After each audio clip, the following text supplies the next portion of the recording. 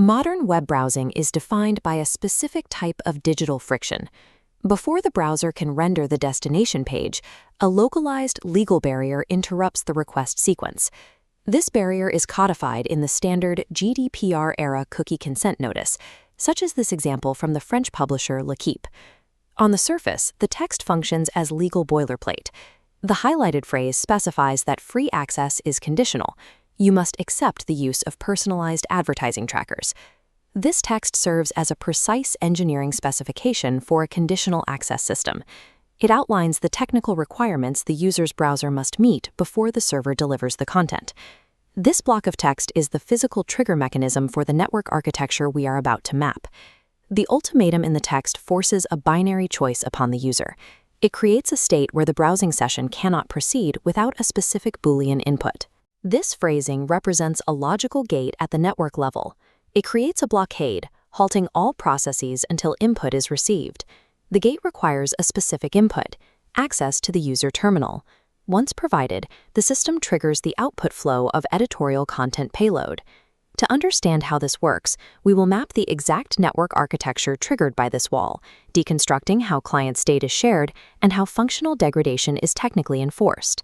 A single click determines whether the local terminal remains an isolated environment or becomes an active queried node in a wider network. HTTP requests are inherently stateless. To recognize a user across different pages or sessions, developers must engineer persistent state on the user's local machine. L'Equipe text outlines this first technical requirement. The system must store and/or access information on your terminal. The physical mechanism for this requirement is the deployment of persistent identifiers through HTTP cookies or HTML5 local storage. The publisher's server generates an encrypted token, commanding the browser to write it to a local storage directory. This allows the server to recognize the terminal across distinct sessions. With each ping, the browser presents the same token to confirm its identity. Persistent state bridges the gap between anonymous web traffic and the targeted, long-term behavioral profiling mentioned in the policy. The publisher's entire monetization system relies on this step, compromising the terminal's isolation to establish a trackable identity. The scale of this system is defined by the text's mention of 278 partners. Clicking Accept does not just notify the publisher. It triggers a specialized middle layer called a Consent Management Platform, or CMP. The CMP packages the accept input into a cryptographic transparency and consent string. This TC string acts as a master passport, encoding exactly which of the 278 vendors can execute scripts on your machine. The browser fires this string to external endpoints. These nodes receive it, immediately executing reverse queries back to the terminal.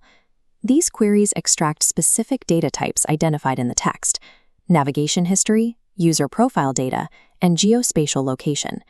This broadcast happens asynchronously. This prevents the browser from freezing while 278 external servers communicate. Once these external servers process the extracted profile data, they engage in a real-time bidding auction to serve personalized advertisements.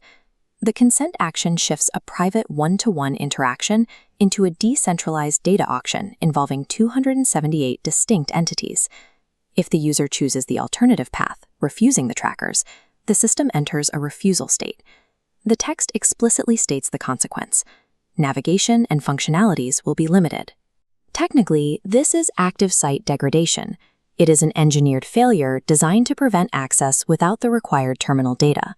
The first method is client-side enforcement via Document Object Model, or DOM, manipulation. In this model of client-side limitation, the interface blocks slide into a locked formation. These barriers visually obstruct the underlying content layer. This method is limited. It merely hides the HTML payload that has already reached the browser. Users can often bypass this by manually removing the blocking elements from the DOM. To prevent this, publishers use the more robust method, server-side enforcement. The publisher's server checks for the consent cookie before transmitting page data. If the token is missing, it returns a truncated, hollow response packet. Attempting to render this packet results in a broken page architecture. Text and media are physically absent from the data stream. Server-side enforcement ensures zero data leakage. It is impossible to scrape the content because the network payload was never delivered. functional limitation is the strategic starving of the browser of the network payload at the source. In the context of the entire publisher ecosystem, the website functions as a strict data gateway for incoming and outgoing requests. The final clause of the policy mentions that preferences can be modified at any time via the consent menu. Changing these settings rewrites the local TC string. This updates the terminal state in real time. This updated state instructs the CMP to sever outbound request lines to specific third-party domains. Consent is a continuous, real-time filtering process executed locally by the CMP on the user's terminal. There is a direct correlation between the legal phrasing of the LaKeep notice and the engineering of the network. The notice is a precise engineering mechanism that defines the terms of the network interaction. This is the fundamental trade-off of the modern web. Editorial content is delivered strictly in exchange for terminal access. Understanding this architecture is essential for auditing how data flows and how compliance is managed in a modern browser. Free access is the engineered conversion of the user's terminal into the fuel source for this automated ad tech topology.